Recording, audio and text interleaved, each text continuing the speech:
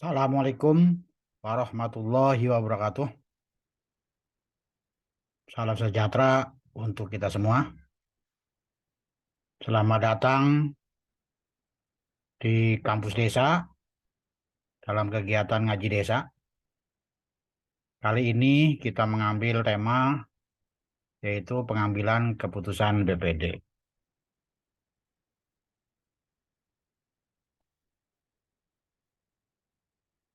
BPD sebagai lembaga mempunyai fungsi dan hak sesuai dengan Undang-Undang Nomor 6 Tahun 2014. Fungsi BPD yaitu satu, membahas dan menyepakati rancangan peraturan desa bersama kepala desa. Yang kedua, menampung dan menyalurkan aspirasi masyarakat desa. Dan yang ketiga, melakukan pengawasan kinerja kepala desa. Sedangkan hak BPD yaitu satu, mengawasi dan meminta keterangan tentang penyelenggaraan pemerintahan desa kepada pemerintah desa. Dua, menyatakan pendapat atas penyelenggaraan pemerintahan desa, pelaksanaan pembangunan desa, pembinaan kemasyarakatan desa dan pemberdayaan masyarakat desa, dan mendapatkan biaya operasional pelaksanaan tugas dan fungsinya dari anggaran pendapatan dan belanja desa. Kemudian secara personal terdapat fungsi dan hak anggota BPD. Anggota BPD berhak satu, mengajukan usul rancangan peraturan desa.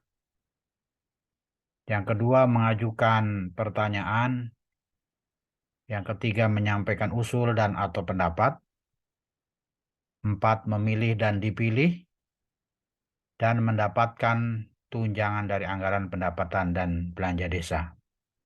Sedangkan anggota BPD mempunyai kewajiban memegang teguh dan mengamalkan Pancasila, melaksanakan Undang-Undang Dasar Negara Republik Indonesia tahun 1945, serta mempertahankan dan memelihara keutuhan Negara Kesatuan Republik Indonesia dan Bhinneka Tunggal Ika. Yang kedua, melaksanakan kehidupan demokrasi yang berkeadilan gender dalam penyelenggaraan pemerintahan desa. Tiga, menyerap, menampung, menghimpun, dan menindaklanjuti aspirasi masyarakat desa. Empat, mendahulukan kepentingan umum di atas kepentingan pribadi, kelompok, dan atau golongan. Lima, menghormati nilai sosial budaya dan adat istiadat masyarakat desa, dan menjaga norma dan etika dalam hubungan kerja dengan lembaga kemasyarakatan desa. Itu adalah fungsi dan hak anggota BPD. Bagaimana fungsi dan hak BPD dikaitkan dengan fungsi dan hak anggota BPD, terutama dalam kaitannya pelaksanaan pengambilan keputusan. Namun sebelumnya akan disampaikan larangan anggota BPD, yaitu satu, merugikan kepentingan umum, meresahkan sekelompok masyarakat, dan mendiskriminasikan warga atau golongan masyarakat desa. Dua, melakukan korupsi, kolusi, dan nepotisme, menerima uang, barang, dan atau jasa dari pihak lain yang dapat mempengaruhi keputusan atau tindakan yang akan dilakukannya. Yang ketiga, penyalahgunaan wewenang. Empat, melanggar sumpah janji jabatan, merangkap jabatan sebagai kepala desa dan perangkat desa.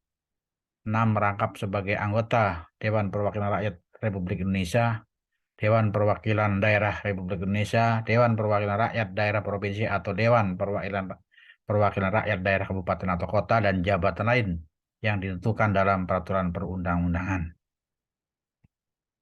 Kemudian yang ketujuh, sebagai pelaksana proyek desa.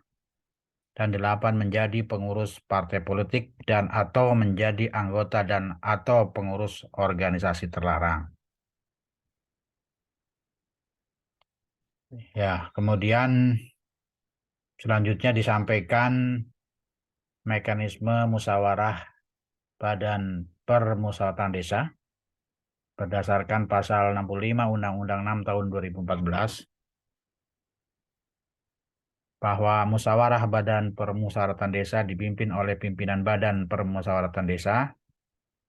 Musyawarah badan permusyawaratan desa dinyatakan sah apabila dihadiri oleh paling sedikit 2/3 dari jumlah anggota badan permusyawaratan desa.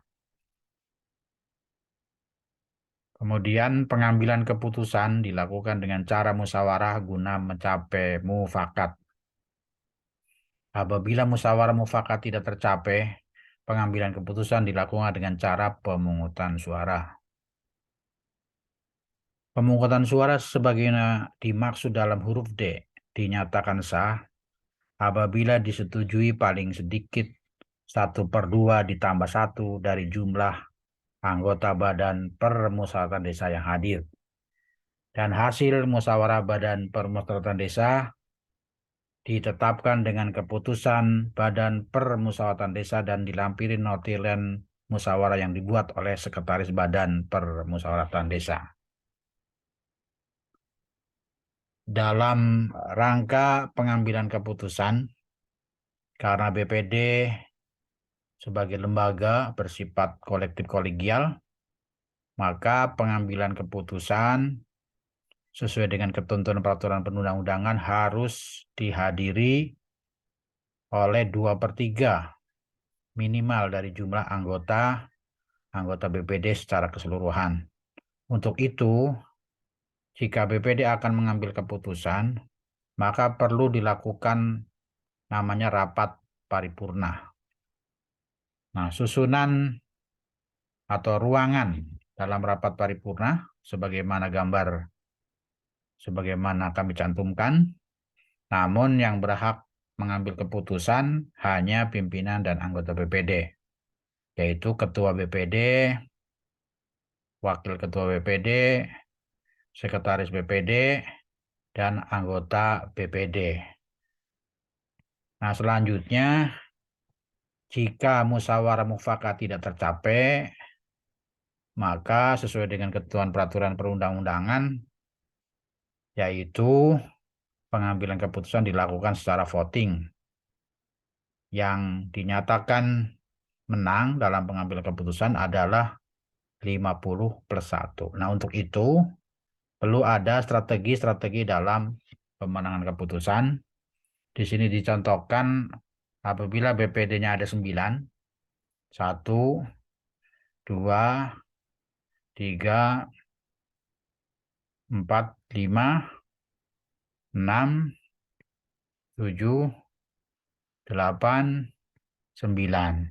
Jadi apabila di desa jumlah anggota badan permusyawaratan desa berjumlah 9 orang, maka apabila musyawarah mufakat tidak tercapai, maka harus disetujui oleh 50+1. Karena jumlah anggota BPD 9, maka 50+1 adalah berjumlah 5 orang. Sehingga bagaimana strategi pemenangan keputusan, maka seseorang yang akan keputusannya bisa disetujui oleh lembaga BPD dengan cara voting, maka harus meraih 50+1. Jadi seorang harus mengadakan lobby kepada minimal 55 orang dari semua anggota BPD. 2 ya, kemudian 3, 4. Nah, dengan demikian maka jumlah 50+1 bisa ditempuh sehingga apapun keputusannya, apabila dilakukan secara voting dan disetujui oleh 5 orang, maka keputusan itu dianggap sah dan bisa dilanjutkan dengan legalisasi melalui keputusan BPD yang ditandatangani oleh ketua dan wakil ketua BPD. Demikian pembelajaran ini. Saya akhiri billahi taufiq wal hidayah. Assalamualaikum warahmatullahi wabarakatuh.